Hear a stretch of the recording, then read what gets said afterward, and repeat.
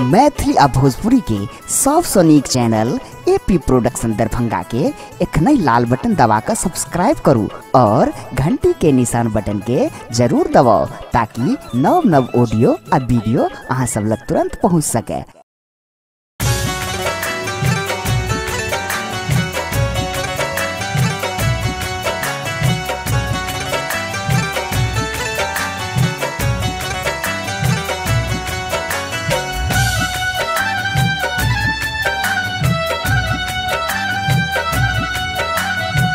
एखन अपने सब सुन रहल छी एपी प्रोडक्शन के प्रस्तुति।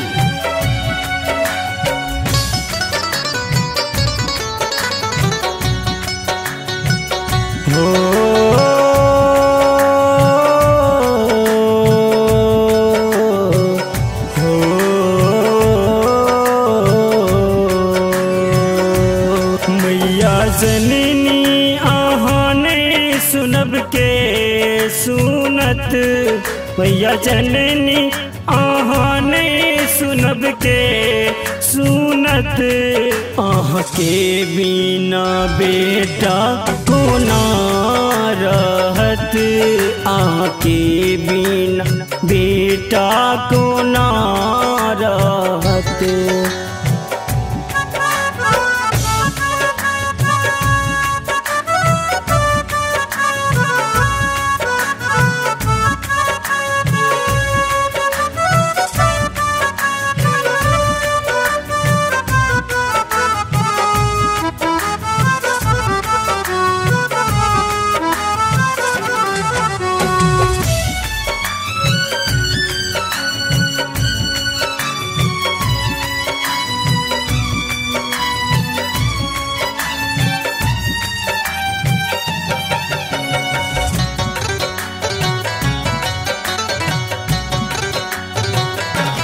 हो सब दिन अहाँ के हम पूजै छी, आहान तक बैता कोना आहमा छी।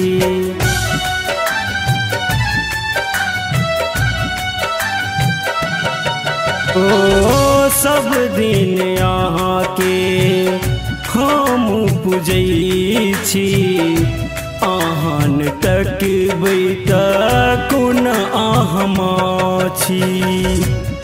आहाँ के बिना हमरा के माँ पूछत, आहाँ के बिना हमरा के माँ पूछत, आहाँ के बिना बेटा कोना रहत, आहाँ के बिना बेटा कोना रहत।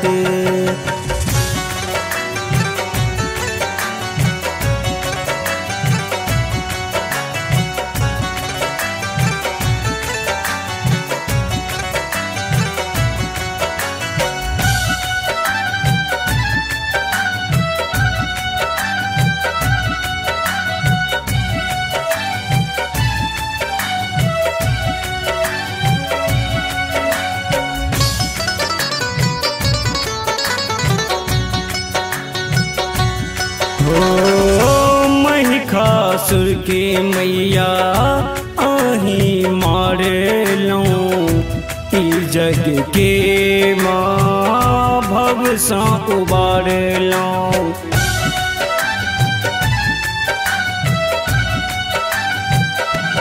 हो महिषासुर के मैया आही मारलौं, जग के भव सा उबारलौं।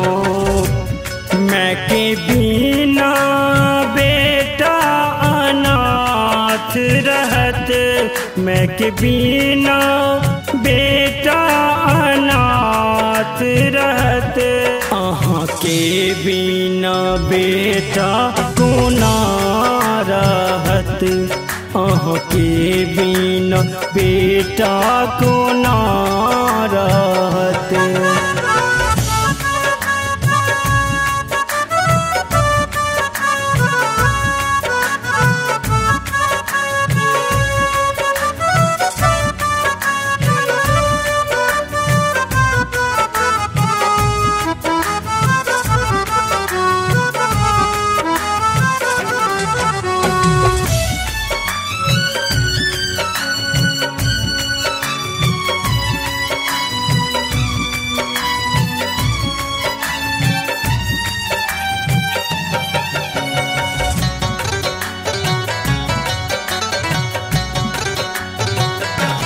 हो शीतल अहाँ के मैया भजन गबैया रोहित पर ध्यान कियन रहैया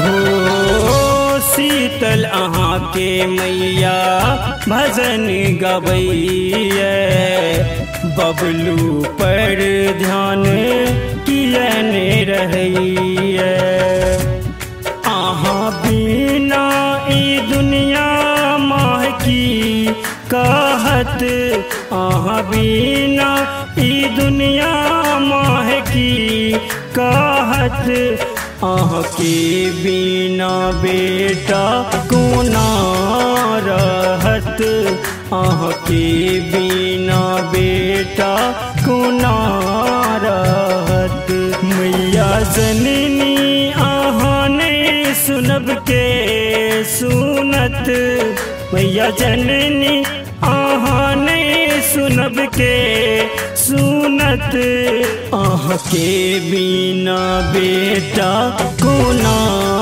रहत अहाँ के बिना बेटा कोना रहत।